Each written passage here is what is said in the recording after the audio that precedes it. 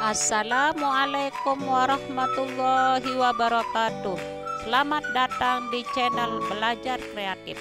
Pada kesempatan ini saya akan berbagi tentang penyusunan rencana pengembangan sekolah. Bagaimana caranya? Mari kita simak video ini.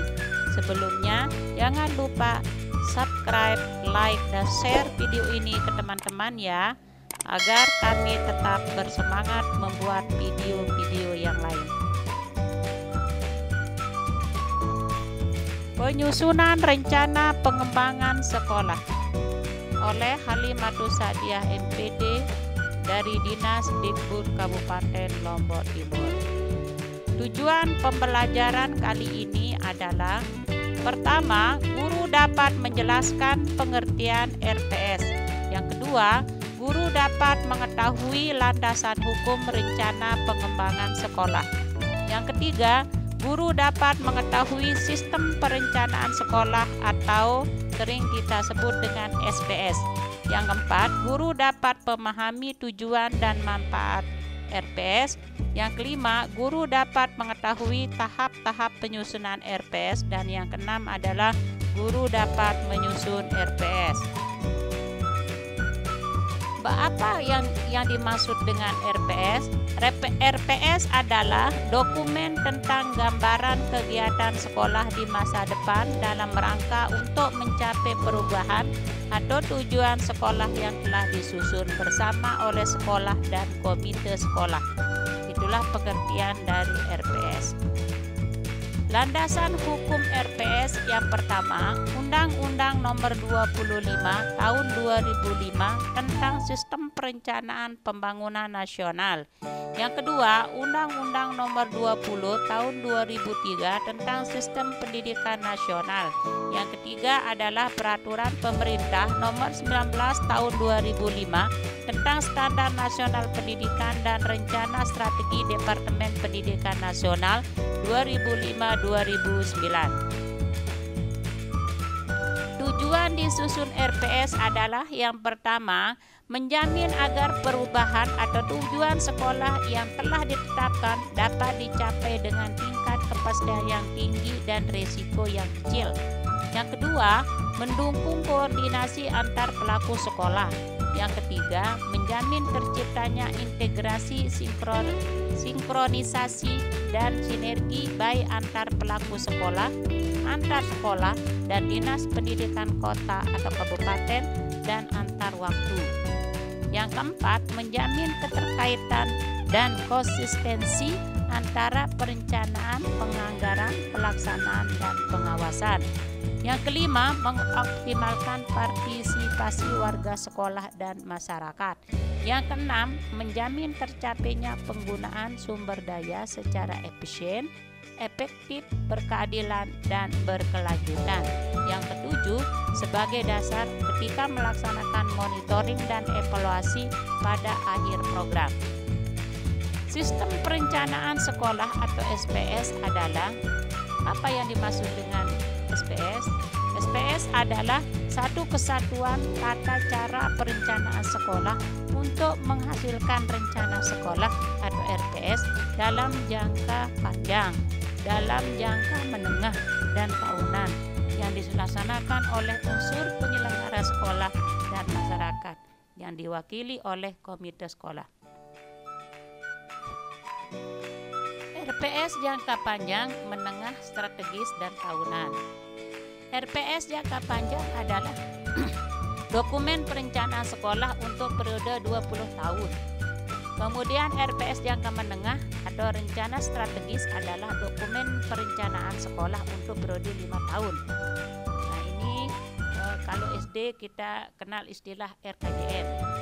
Kemudian RPS tahunan adalah dokumen perencanaan sekolah untuk periode 1 tahun atau yang sering kita sebut dengan RKTS. Manfaat RPS atau RKTS adalah: yang pertama, sebagai acuan bagi sekolah untuk mencapai target-target peningkatan kualitas pendidikan yang akan dicapai dalam jangka pendek. Kemudian yang kedua, dapat digunakan sebagai panduan bagi sekolah dalam memanfaatkan subsidi baik subsidi dari pemerintah maupun dari non-pemerintah atau masyarakat. Kemudian yang ketiga, sebagai sumber inspirasi bagi seluruh warga sekolah dalam meningkatkan kualitas pendidikan dan pembelajaran. Dan yang keempat adalah sebagai tolak ukur bagi keberhasilan implementasi berbagai program peningkatan mutu pendidikan di sekolah. Adapun kelompok kerja rencana pengembangan sekolah kita sering sebut dengan KKRPS. Nah, ini berasal dari yang pertama unsur kepala sekolah, yang kedua unsur guru, yang ketiga unsur masyarakat, yang keempat unsur komite sekolah, dan yang kelima adalah unsur wali murid. Bagaimanakah tahapan penyusunan rencana pengembangan sekolah atau yang sering kita sebut dengan RPS? Yang pertama itu kita harus melakukan analisis lingkungan strategis sekolah. Yang kedua, melakukan analisis situasi untuk mengetahui status situasi pendidikan sekolah kita saat ini. Yang ketiga, memformulasikan pendidikan yang diharapkan di masa mendatang. Kemudian yang keempat, mencari kesenjangan antara butir 2 dan 3. Maksudnya adalah kita harus mencari kesenjangan antara kondisi saat ini dengan kondisi yang kita harapkan. Yang kelima adalah menyusun rencana strategis. Yang keenam, menyusun rencana tahunan. Yang ketujuh, melaksanakan rencana tahunan. Dan yang delapan adalah memonitor dan mengevaluasi. Bagaimanakah kerangka penyusunan RPS? Ya, di sini kita akan melihat yang pertama adalah halaman judul. Yang kedua, halaman pengesahan. Biasanya yang mengesahkan adalah kepala dinas. Kemudian di sini adalah ada daftar isi. Daftar isi itu yang isinya pertama data sekolah. Data sekolah yaitu informasi dasar tentang nama dan alamat sekolah dan lain-lain. Yang kedua, gambaran keadaan sekolah. Nah, gambaran keadaan sekolah di sini adalah gambaran tentang siswa, guru, prasarana, dan sarana sekolah, orang tua siswa, kehadiran guru, pegawai dan siswa, serta lokasi sekolah itu sendiri. Kemudian yang ketiga adalah isinya di daftar isi pandangan dan harapan pihak yang berkepentingan. Nah, pandangan dan harapan pihak berkepentingan kelompok warga sekolah itu terdiri dari unsur masyarakat dan pihak lain yang berkepentingan tentang sekolahnya selama ini. Nah, pihak yang berkepentingan itu siapa? Yaitu diantaranya adalah siswa, guru, pegawai sekolah, komite sekolah, orang tua siswa, kepala sekolah, kaum ibu, pemuda-pemudi masyarakat sekitar sekolah yang berusia terutama dari usia 16 sampai dengan 25 tahun. Kemudian juga di situ ada masyarakat miskin atau terpinggirkan. Kemudian juga ada kepala desa, pemuka agama, dan tokoh masyarakat lainnya, serta unsur masyarakat lainnya. Ini kita ada. Yang keempat adalah analisis masalah, penyebab masalah, tujuan, dan penanganan. Analisis masalah, penyebab masalah, tujuan, dan penanganan ini dilakukan berdasarkan semua keterangan yang terdapat pada gambaran keadaan sekolah dan pandangan pihak-pihak yang berkepentingan. Nah, di sini apa yang dimaksud dengan masalah? Masalah itu adalah kesenjangan antara harapan dan kenyataan yang dihadapi sekolah saat ini. Penyebab masalah yaitu faktor-faktor atau hal-hal yang menyebabkan keadaan sekarang tidak sama dengan yang diharapkan.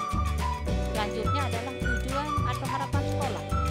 Tujuan atau harapan sekolah yaitu keadaan yang ingin dicapai oleh sekolah dalam waktu tertentu. Sedangkan penanganan itu sendiri yaitu jalan keluar yang diperlukan untuk memecahkan masalah dan untuk mencapai keadaan yang diharapkan. Selanjutnya adalah yang kelima, di daftar isi itu berisi tentang rencana kerja. Rencana kerja itu disusun berdasarkan analisis masalah dan dibuat untuk 1 tahun. Masalah itu diprioritaskan atau diutamakan yang paling menonjol atau paling mendesak dan yang bisa ditangani dalam 1 tahun yang akan datang. Penanganannya kemudian perlu dirinci.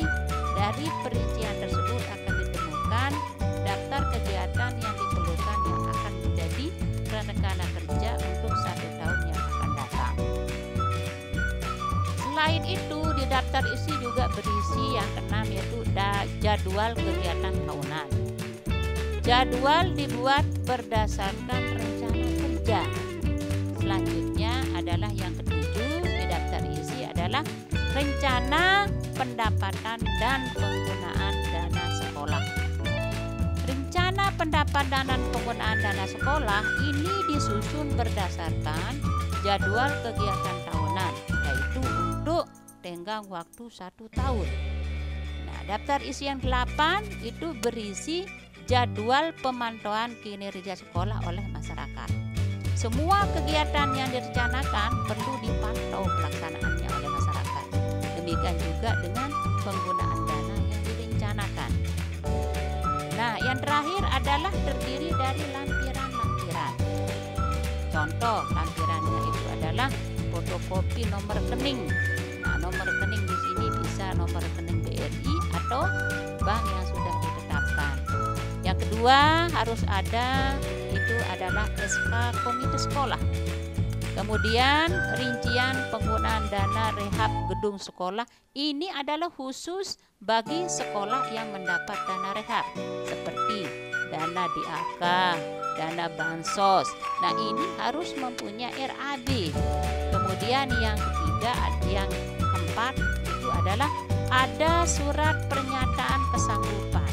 Nah, surat pernyataan kesanggupan ini apakah kita itu sanggup melaksanakan rehab yang dibebankan ke kita, baik itu DAK, bansos dan lain-lain.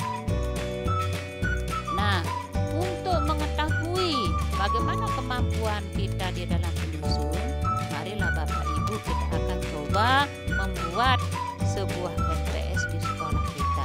Nah, RPS ini adalah untuk 1 tahun. Referensi yang digunakan yang pertama, buku panduan penyusunan rencana pengembangan sekolah atau RPS itu pada bulan Januari tanggal 7 2012 itu pengarangnya oleh Pak Sunari. Yang kedua, panduan penyusunan rencana pengembangan sekolah atau RPS itu dari Departemen Pendidikan Nasional Direktorat Jenderal Manajemen Pendidikan Dasar dan Menengah, Direktorat Pembinaan Sekolah Menengah Pertama Jakarta 2006. Yang terakhir bisa kita gunakan referensi adalah rencana pengembangan sekolah atau RPS ini yang ditulis oleh Ahmad Sudrajat. Ini saya petik dari wordpress.com. Nah, inilah penyusunan RPS yang kita akan lakukan. Sekian dan terima kasih, semoga bermanfaat.